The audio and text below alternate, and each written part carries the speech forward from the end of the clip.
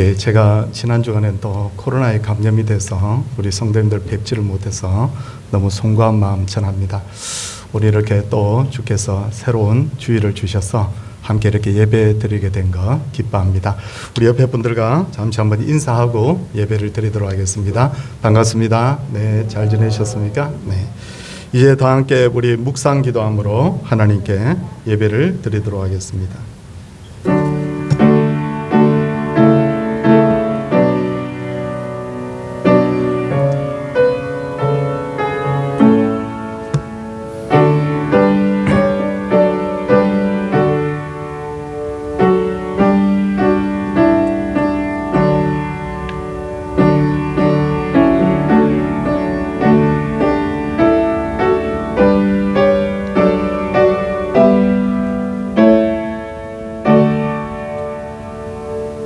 너희 모든 나라들아 여호와를 찬양하며 너희 모든 백성들아 그를 찬송할지어다. 우리에게 행하신 여호와의 인자하심이 크시고 여호와의 진실하심이 영원하미로다. 아멘. 사도신경으로 우리의 신앙을 고백하도록 하겠습니다. 나는 전능하신 아버지 하나님 천지의 창조주를 믿습니다. 나는 그의 유일하신 아들 우리 주 예수 그리스도를 믿습니다. 그는 성령으로 잉태되어 동정녀 마리아에게서 나시고 본디오 빌라도에게 고난을 받아 십자가에 못 박혀 죽으시고 장사된 지 사흘 만에 죽은 자 가운데서 다시 살아나셨으며 하늘에 오르시어 전능하신 아버지 하나님 우편에 앉아 계시다가 거기로부터 살아있는 자와 죽은 자를 심판하러 오십니다. 나는 성령을 믿으며 거룩한 공교회와 성도의 교제와 죄를 용서받는 것과 몸의 부활과 영생을 믿습니다. 아멘. 찬송 279장입니다.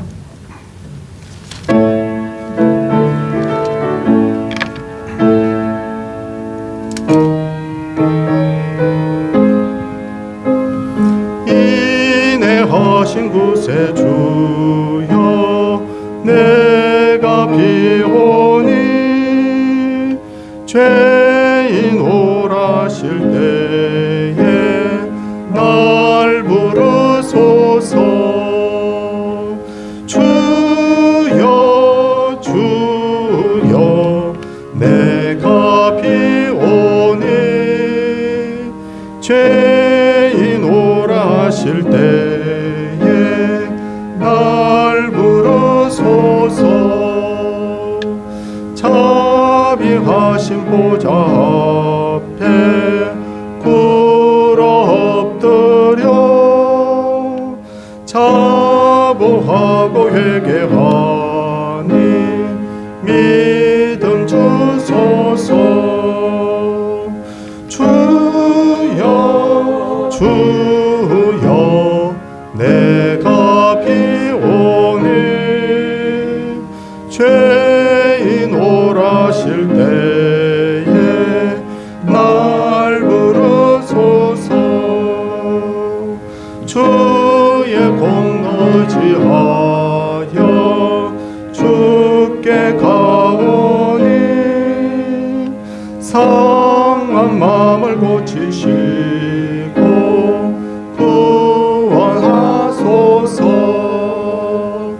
주여 주여 내가 비오니 죄인 오라실 때에 날 부르소서. 만복하는 우리 주여 위로하소서. 우리 주와 같으시니 어디 있을까. 주여 주여 내가 비오니 죄인 오라실 때에 날 부르소서.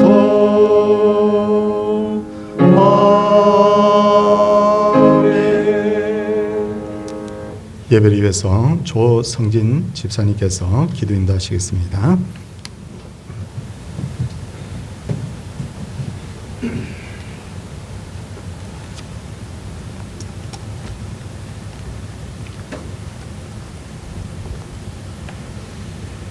하나님 아버지, 코로나 바이러스와 전쟁과 기근과 폭우와 폭염과 여러 가지 사건 사고 가운데서도 저희들을 붙들어 주시고 지켜주시고 인도하여 주신 주님 고맙고 감사함을 드립니다. 지금 저희들이 이 자리에 나와 주님 앞에 또 예배를 드리게 하여 주심도 고맙고 감사함을 드립니다. 예배를 드리고 싶어도 여러 가지 여건과 사정으로 또 몸이 아파 예배를 드리지 못하는 많은 분들이 계십니다. 우리 하나님께서 그분들을 붙들어 주시고 정말 속히 예배 자리로 나올 수 있도록 하나님께서 인도하여 주시옵소서.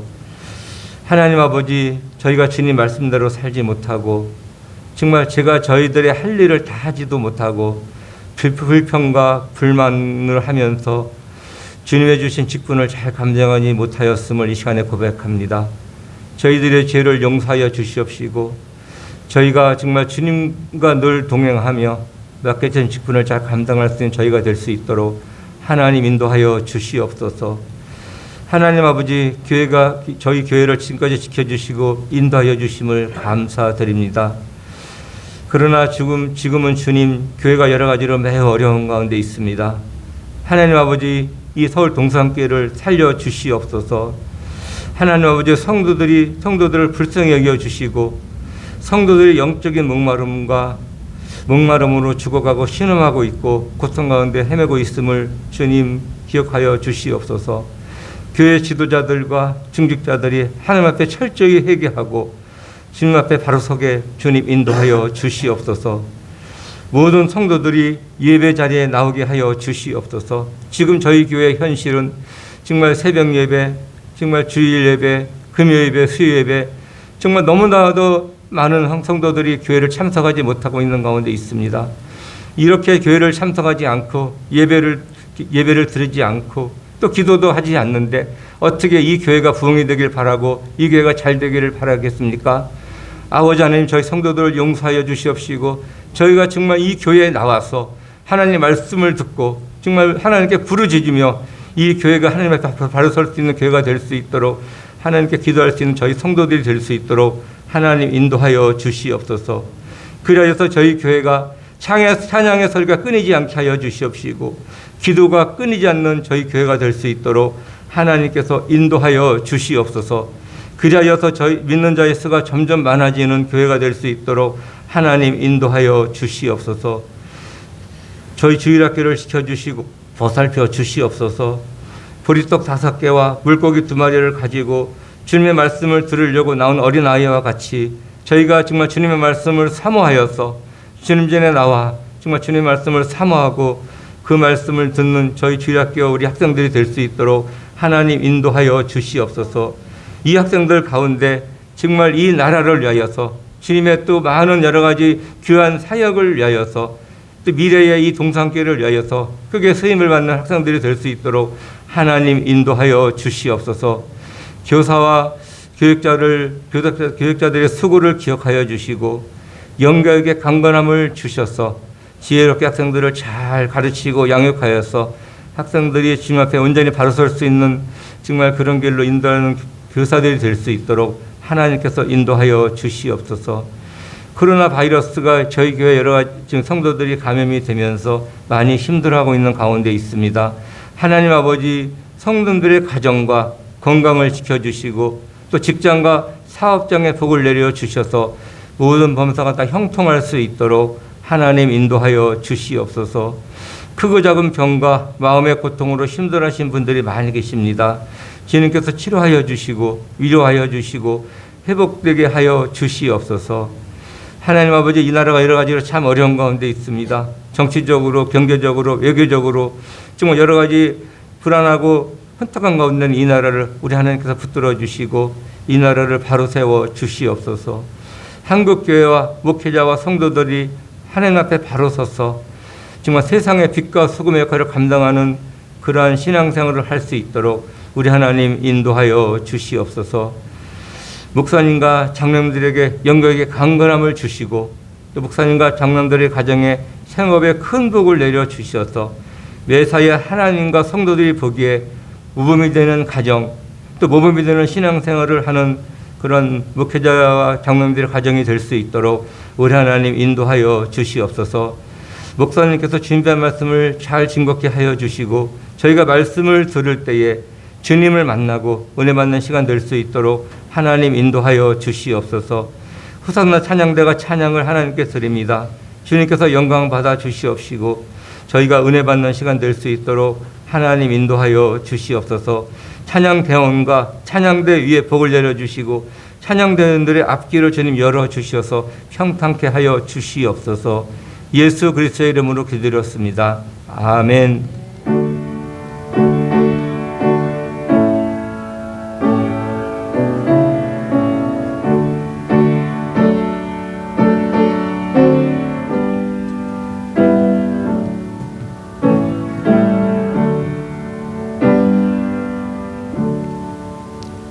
하나님의 말씀은 마태복음 4장 1절에서 4절까지의 말씀입니다.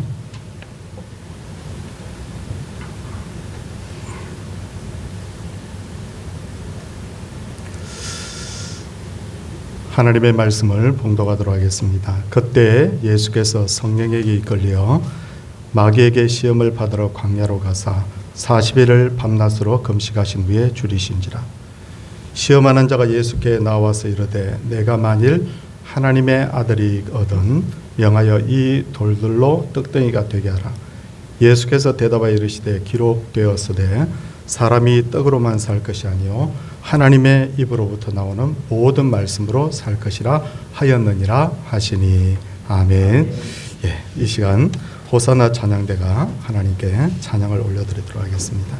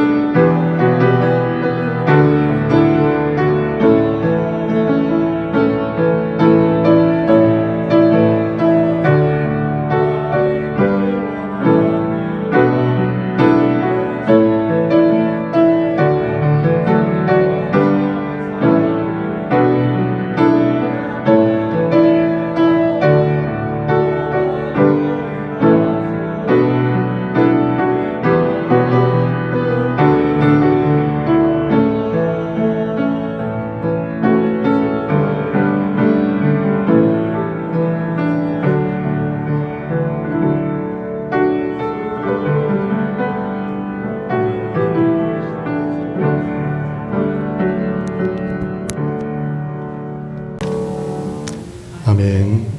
지금 우리가 경험하고 있다시피 세상에는 다양한 전쟁들이 일어나고 있는데 우크라이나와 러시아처럼 각종 무기를 가지고 피를 흘리며 하는 전쟁을 열전이라고 한다면 국가 간, 기업 간 혹은 개인 간의 이익을 얻기 위해서 하는 전쟁을 냉전이라고 할 수 있겠죠. 그러나 눈에 보이지는 않지만 이것들보다 더 훨씬 심각한 전쟁이 있는데 그것이 바로 영적인 전쟁입니다.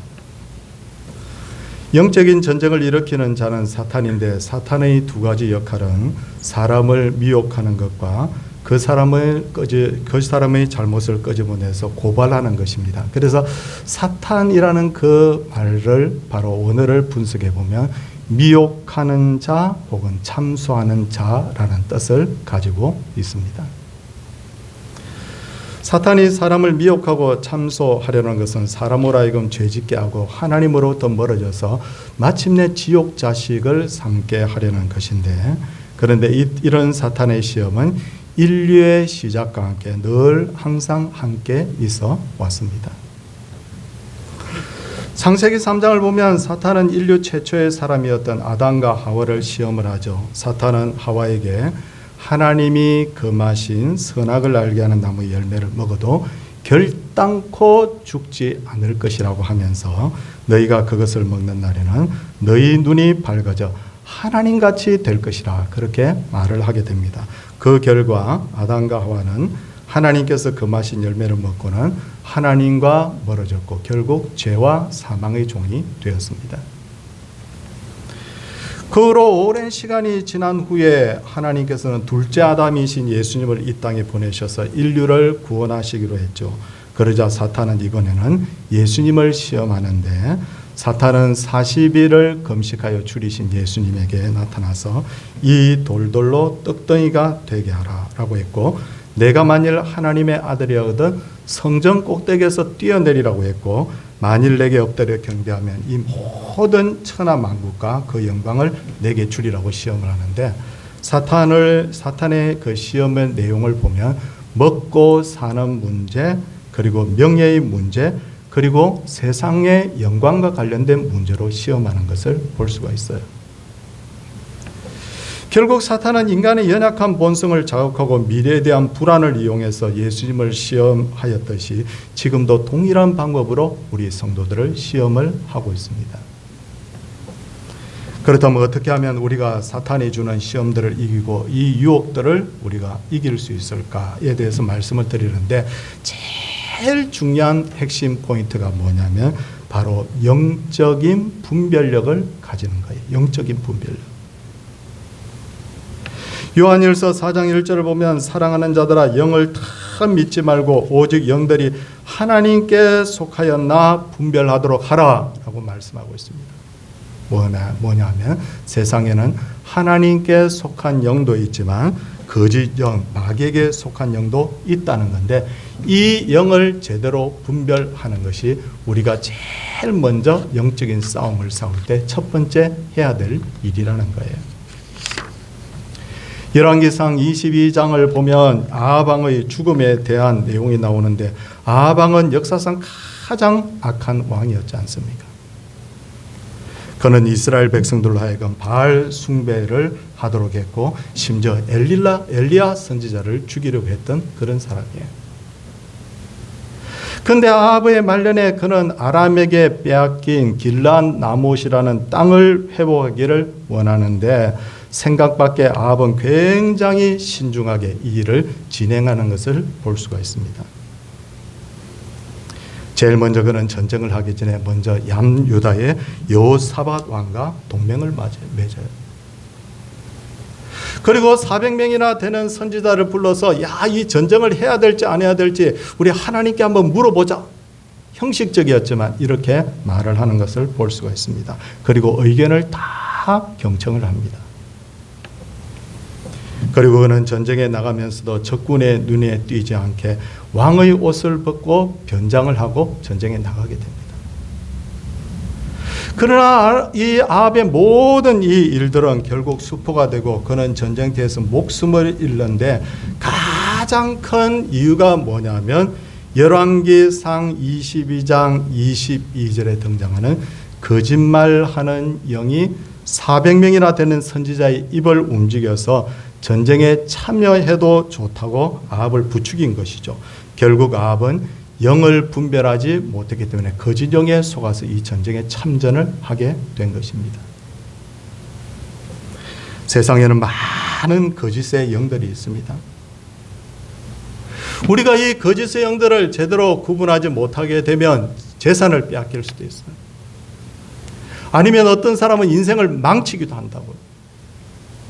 어떤 사람은 신앙을 잃기도 하고 혹은 아합처럼 목숨을 잃기도 하는데, 그렇기 때문에 영적인 전쟁을 하는 사람에게 가장 중요한 바로 핵심 첫 번째는 바로 그 영이 하나님께 속한 영인지 사탄에게 속한 영인지 바로 구별하는 것, 이게 바로 필요하다는 것입니다. 다음으로 시험이 오면 단호하게 거절하고 끊을 줄 알아야 됩니다. 대부분의 사람들은 시험을 당하면 처음에는 잘 참고 견딥니다. 그런데 그 시험이 길어지면 점점 마음이 약해지고 마침내 편법을 쓰거나 타협해서라도 그 시험으로부터 벗어나려고 하는 본능을 가지고 있습니다.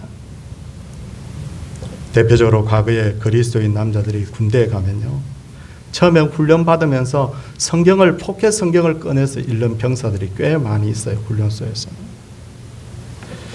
근데 이 사람들은 그렇게 훈련을 받으면서도 신앙을 지키기 위해서 애를 쓰다가 6개월, 1년이 지나면 안 믿는 병사들과 어느덧 어울리기 시작하면서 술 마시고 담배 피고 분위기에 편성을 하게 되고 마침내는 주일날이 되었어도 교회에 가지 않는 그런 현상들이 일어납니다. 타협을 해버리는 거예요.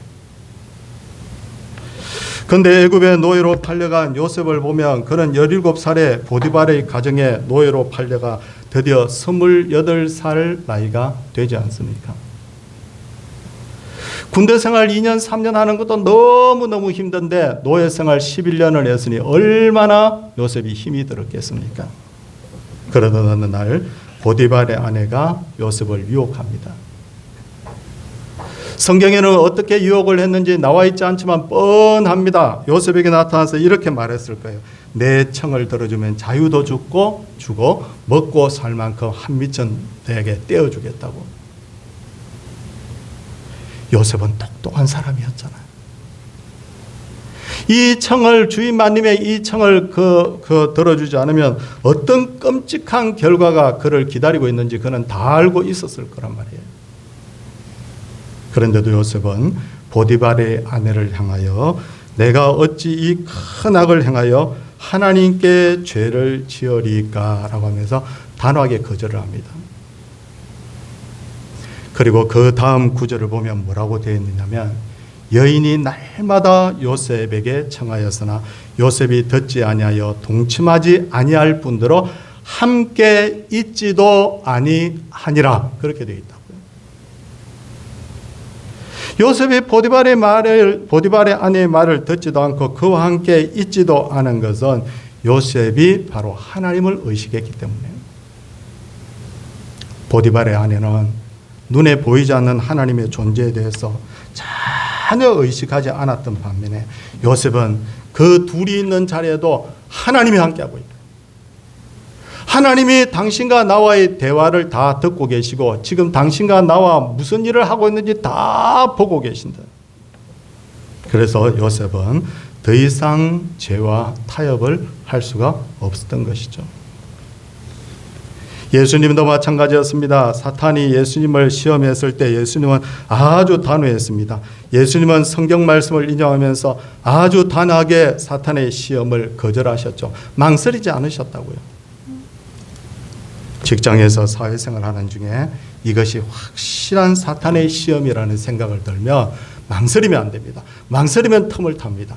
우리가 그럴 때 단호하게 우리가 그 유혹을 끊을 필요가 있습니다. 시험을 이기는 또 하나의 방법은 자신의 사명에 집중하는 것입니다. 예수님의 당시에 세례자 요한은 국민적인 영웅이었어요.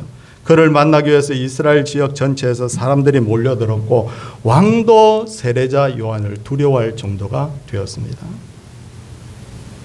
그런데 어느 날 예수라는 젊은이가 나타나자 세례자 요한을 따르던 많은 이들이 그쪽으로 가버리는 거예요. 그러니까 세례자 요한의 제자 중에 어떤 사람이 선생님을 따르던 사람들이 예수라는 사람을 따르고 있습니다 라고 했습니다. 이 말을 들었을 때 요한의 기분이 어땠을까요? 보통 사람 같았으면 속이 뒤집어졌을 거예요. 우리 한국 사람들은 배가 고픈 것은 참아도 배가 아픈 것은 참지 못한다는 그런 말 우리가 종종 하지 않습니까? 예수님은 세례자 요한보다 6개월 아래의 먼 친척 동생이었어요. 따지고 보면. 더구나 세례자 요한은 지금 이스라엘에서 가장 유명한 사람이었는데 반해서 예수님은 이제 막 등장한 젊은 나피였어요. 그런데 사람들이 세례자 요한을 버리고 예수님께로 간다. 이것은 세례자 요한의 입장에서 보면 참을 수 없는 모욕이었어요. 그런데도 제자들의 말을 들은 요한은 태연하게 나는 그리스도가 아니요 그의 앞에 보내심을 받은 자라. 난 그리스도가 아니고 그의 앞에 보내심을 받은 자다. 그렇게 말하는 거예요. 신물을 취하는 자는 신랑이나 서서 신랑의 음성을 듣는 친구가 크게 기뻐하나니 나는 이러한 기쁨으로 충만하였노라. 그는 흥하여 하겠고 나는 쇠하여야 하리라. 다윗은 시편 16편에서 하나님께서 자신에게 줄로 재어준 구역이 있다고 말하고 있습니다. 하나님께서 각 사람에게 살아갈 수명을 줄로 재어주셨어요. 가정과 교회와 사회에서의 역할도 다 줄로 재어준 구역이 있습니다. 우리가 일할 수 있는 기회를 주실 때도 있지만 이제 내 사명이 끝났다라고 그것을 거두실 때가 있다는 거예요. 줄로 재어준 구역이 다 있어요, 성도님들. 그런데 사울은 자신의 역할이 끝났음에도 그것을 인정하지 않았죠. 사탄은 사울의 그런 마음을 10분 이용을 합니다. 그래서 사울로 하여금 다윗을 죽이도록 했고 심지어 하나님께 반역하도록 했습니다. 그 결과 사울과 그의 가정은 저주를 받아서 완전히 멸망하고 말잖아요. 우리가 하나님을 섬길 때 줄로 재어준 나의 구역이 뭔지를 알아야 된다고요. 나의 역할이 어디까지인지를 우리가 분명히 아는 것이 굉장히 중요합니다. 하나님께서 날 큰 그릇으로 쓰실까? 아니면 날 질그릇이나 나무 그릇으로 쓰실까? 이 역할을 분명히 알고 나를 어떻게 사용하든지 하나님을 위해서 내가 착하고 충성된 종으로서 내가 쓰임받아야 되겠다. 그 마음, 줄로 재어준 분명한 구역의식이 있는 그 마음을 가지면 우리가 사탄의 유혹에 쉽게 넘어지지 않을 수가 있습니다. 그리고 시험이 오면 더 좋은 것을 바라보면 됩니다. 사도 바울도 인간이었잖아요. 모든 인간은 명예와 권력과 재물을 좋아하기 마련입니다. 그런데도 불구하고 바울이 어떻게 그 모든 걸 다 배설물처럼 여기며 포기할 수 있었을까? 그는 하나님이 주시는 더 큰 상을 바라본다라고 그렇게 고백을 하고 있습니다. 그리고 정말 중요한 것 중에 하나는 우리가 시험을 당하면 최후 승리에 대한 분명한 확신이 필요해요. 솔직히 이 세상에 속한 어떤 사람도 사탄과 싸워서 이길 수 있는 사람 아무도 없습니다. 저도 싸워서 못 이겨요. 그런데도 불구하고 사탄은 이상하게도 예수님 믿는 사람들을 그렇게 두려워합니다. 왜 두려워할까? 첫째는 창세기 3장 15절을 보면 여인의 후손으로 오신 예수 그리스도께서 사탄의 머리를 깨뜨리셨다는 거예요. 그리고 사탄이 자기 임의로 무한정 성도들을 시험하는 것이 아니고 하나님의 허락을 받은 부분까지만 시험을 하죠. 욥을 시험하는 것을 보십시오. 하나님께서는 처음에 그의 몸에는 손을 대지 말라라고 했고 두 번째는 그의 생명에는 손을 대지 말라라고 말씀하지 않습니까? 다 사탄이 자기 마음대로 시험하는 것이 아니라는 거예요. 고린도전서 10장 13절을 보면 하나님께서는 우리가 감당하지 못할 시험을 허락하지 않는다고 하셨고 시험 당할 점에 피할 길도 내신다고 말씀하고 있어요. 그리고 시험을 당하면 결과적으로 반드시 이기게 하시고 합력하여 선을 이루게 하리라 라고 약속을 우리에게 분명히 하셨습니다. 사도행전 6장의 내용을 잠시 말씀을 드리려고 합니다. 사도행전 6장을 보면 초대 예루살렘 교회는 집사님 7분을 교회를 섬기기 위해서 세우는 것을 볼 수가 있습니다. 그리고 그 중에 한 분이 그 유명한 스데반 집사님이었어요. 그는 성령이 충만해서 뜨거운 마음으로 사람들에게 복음을 전하다가 순교하는데, 이분이 순교함으로써 본격적으로 초대 예루살렘 교회에 핍박이 임하게 됩니다. 사도행전 8장 1절 말씀을 보면 이렇게 되어 있습니다. 그날에 예루살렘에 있는 교회에 큰 박해가 있어 사도 외에는 다 유대와 사마리아 모든 땅으로 흩어지니라. 초대 예루살렘 교회는 완전히 풍비박산이 되어버렸어요. 다 흩어져 버렸어요.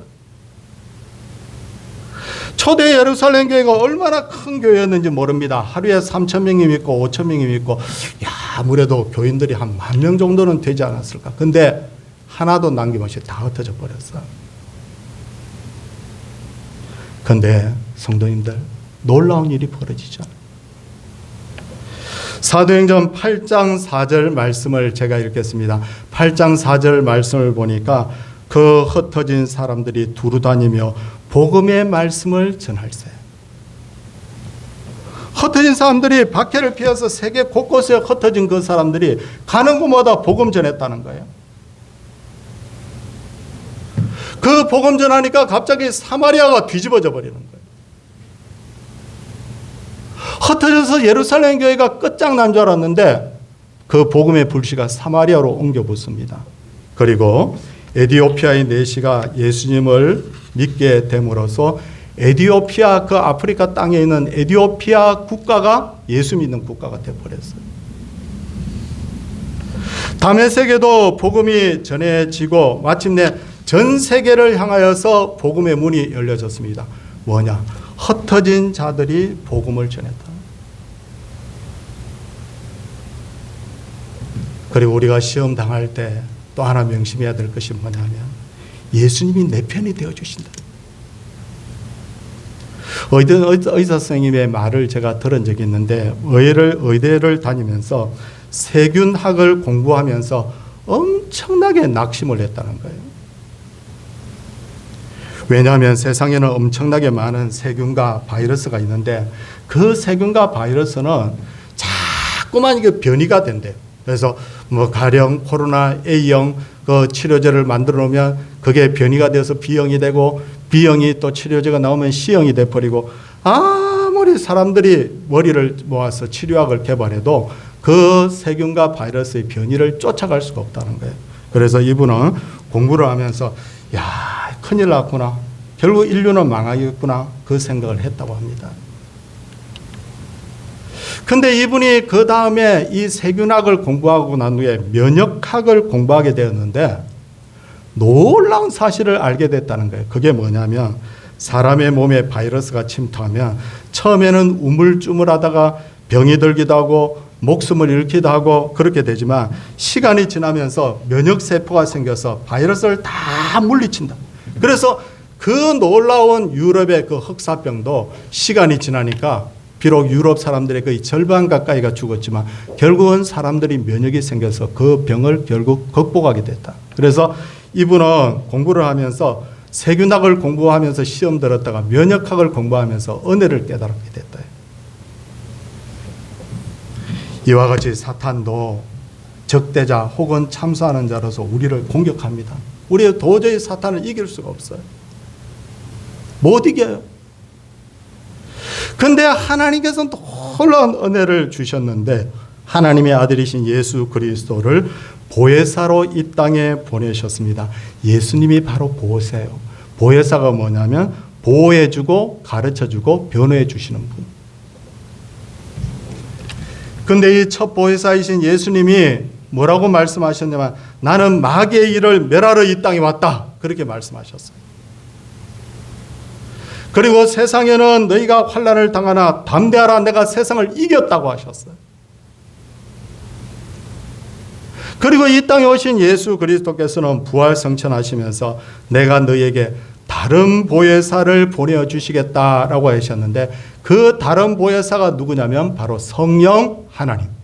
그래서 첫 보혜사가 누구냐면 예수 그리스도, 두 번째 다른 보혜사가 누구냐면 바로 성령 하나님. 그러므로 마귀가 우리를 공격하면 수세적인 자세가 아니라 공격적으로 나가요. 왜? 내가 뭐 잘나서? 내가 신앙이 좋아서? 아니에요. 내 등 뒤에 누가 있느냐면 예수 그리스도가 계시고 보혜사 성령님이 계시기 때문인 줄 믿습니다. 그래서 마귀를 대적하라, 그리하면 그가 너희를 피하리라, 그렇게 말씀하셨어요. 그리고 최후에는 사탄과 그의 졸개들을 반드시 무저갱에 결국 넣겠다 말씀하셨는데, 성경에 무저갱이라고 하는 단어가 나오죠. 그 무저갱이 뭐냐? 무저갱, 없설무 바닥저 구멍갱. 그러니까 바닥이 없는 구멍을 뜻하는데, 끝없이 밑으로 빠져도 바닥이 없으니까 계속 떨어지기만 하면 거기서 더 이상 올라올 수 없는 구멍, 거기에 반드시 사탄을 빠뜨릴 것이다. 그렇게 주님이 우리에게 말씀을 하셨다고요. 우리는 마귀의 싸움에서 승리하기 위해서 하나님의 전신갑주를 이제 입어야 됩니다. 하나님의 전신갑주는 진리로 허리띠를 띠고 의의 호신경을 붙이고 평안의 복음이 준비한 것으로 신을 신고 믿음의 방패와 구원의 투구와 성령의 곧 그 하나님의 말씀을 가지는 거예요. 성도님들, 군 생활을 해보면요, 군대 생활은 이제 하루 종일 훈련을 받다가 휴식 시간이 딱 되면 군인들이 하는 게 있습니다. 그게 뭐냐면 총을 다 꺼내가지고 총을 수입을 하는 거예요. 이 총을 손질을 하는 거예요. 우리의 영적 전쟁도 저는 마찬가지라고 그렇게 생각합니다. 전쟁에 임한 군인이 다음 우리가 전쟁을 예비해서 자신의 장비를 점검하고 무기를 가다듬는 거예요. 내가 요즘 성경 말씀을 좀 게으르게 읽고 있구나. 내가 좀 다시 한번 성경 말씀에 은혜 받아야 되겠구나. 내가 요즘 좀 기도 생활에 좀 연약하구나. 내가 좀 기도 생활을 좀 박차를 가야 되겠구나. 영적인 준비를 우리가 확실하게 이 전신갑주를 입을 때 그것들이 나중에 실전에서 100% 우리가 승리하게 되는 바로 요인이 된다는 것이죠. 사랑하는 성도님들, 우리는 지금 매일 심각한 영적 전쟁을 치르고 있다는 걸 깨달아야 돼요. 누가 나 기분 나쁘게 했어? 그게 아니에요. 그 뒤에 누가 있느냐면 사탄 마귀가 역사하고 있어요. 내가 이 환경이 지금 너무너무 힘들어? 그게 아닙니다. 그 뒤에 누가 있느냐면 사탄 마귀가 있습니다. 오늘 이 말씀대로 잘 무장하여서 우리가 영적 전쟁에 있어서 날마다 승리하는 그런 귀한 하나님의 귀한 백성들 되기를 주의 이름으로 축원을 드립니다. 아멘. 찬송하도록 하겠습니다. 292장입니다.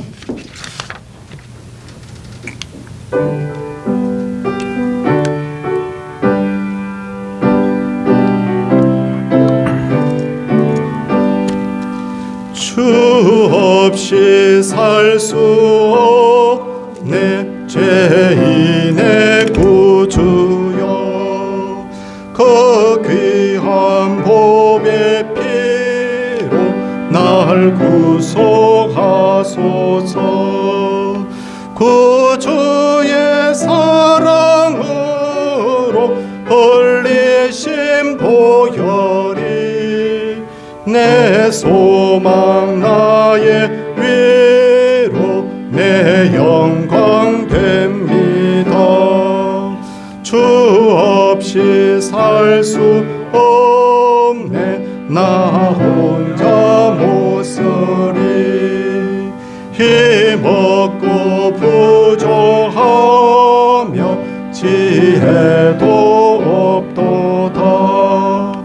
내 주는 나의 생명 또 나의 힘이라.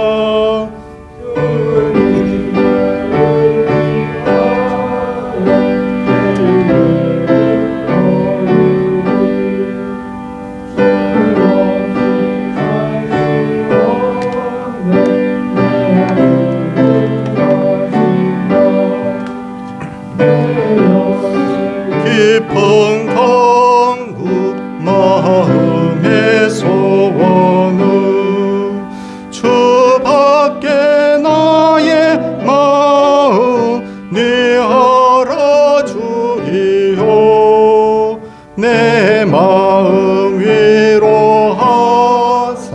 평온케 하시네. 주 없이 살 수 없네. 세월이 흐르고 이 깊은 고도 속에 내 생명 끝나도 사나운 풍랑일 때 날 지켜주시니 내 곁에 계신 주니 늘 힘이 됩니다. 아멘.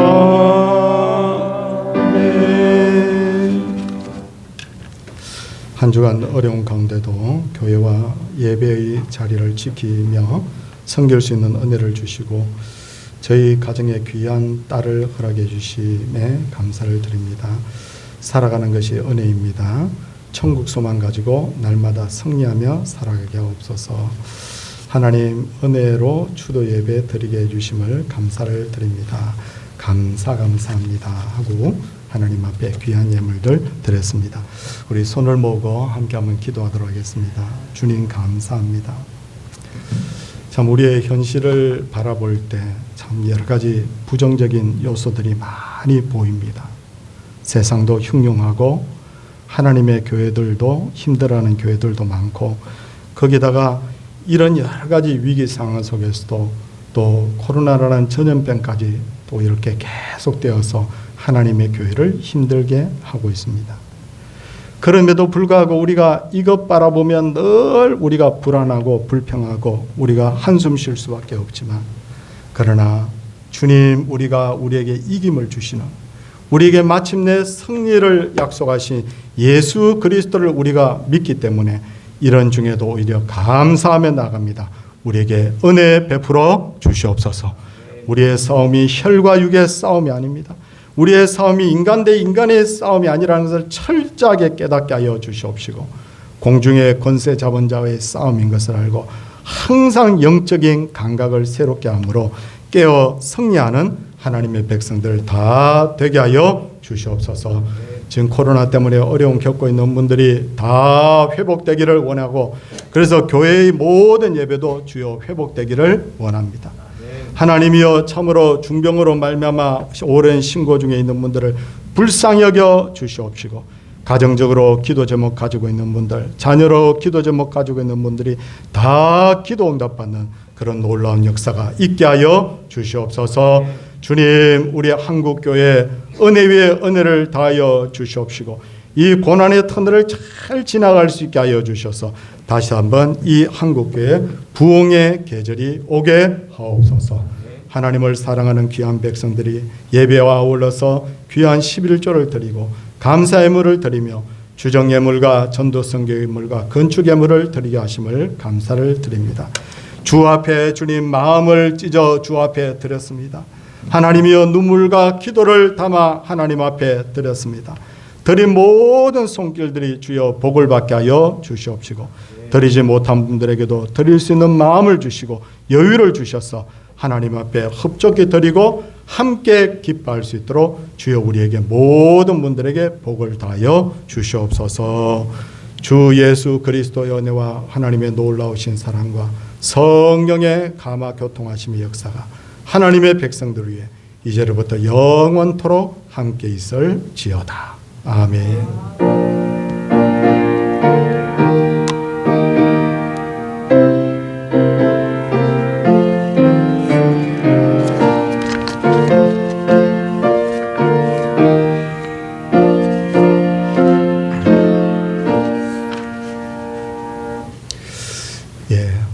갑자기 저를 비롯해서 교회 안에 코로나 환자분들이 좀 여러 분 생겨서 불가피하게 전심을 드리지를 못하고 또 산부 예배를 이렇게 당분 드리지를 못하게 됐지만 조속한 시간 내에 회복하도록 그렇게 하도록 하겠습니다. 후유증이 없이 다 잘 회복되기를 함께 기도해 주시기를 부탁을 드립니다. 성경 암송대회도 조금 연기를 조금 했어요. 그래서 적당한 시간대에 다시 이 프로그램을 진행을 하도록 그렇게 하겠습니다. 성도님들, 우리 어젯밤 늦게 우리 박찬희 권사님 돌아가셨습니다. 그래서 저한테 연락이 왔는데 지금 빈소는 고대 구로병원입니다. 그래서 제가 언제 문상을 할까 좀 생각을 해보니까 아무래도 오늘 전심을 교회에서 주지 않았기 때문에 2부 예배 드리고 나서 바로 출발을 하면 좋겠다는 생각이 들어요. 그래서 1시간 정도 걸리겠죠. 거기서 예배 드리고 또 거기서 가능하면 식사를 하고 뭐 이렇게 하면 좋겠다는 생각이 됩니다. 우리 성도님 많이 가셔서 위로도 해주시고 천국 소망도 나누어 주시기를 부탁을 드리겠습니다. 성도님들, 제가 저는 회복이 되었지만 그래도 혹시 모르기 때문에 오늘 악수 인사는 하지 않고요. 제가 여기서 바로 인사를 드리고 우리 성도님들께서도 가능하면 접촉을 서로 하지 마시고 목례하고 그냥 인사하고 그렇게 하도록 그렇게 하겠습니다. 사랑합니다. 옆에 분들과 우리 인사하겠습니다. 할렐루야.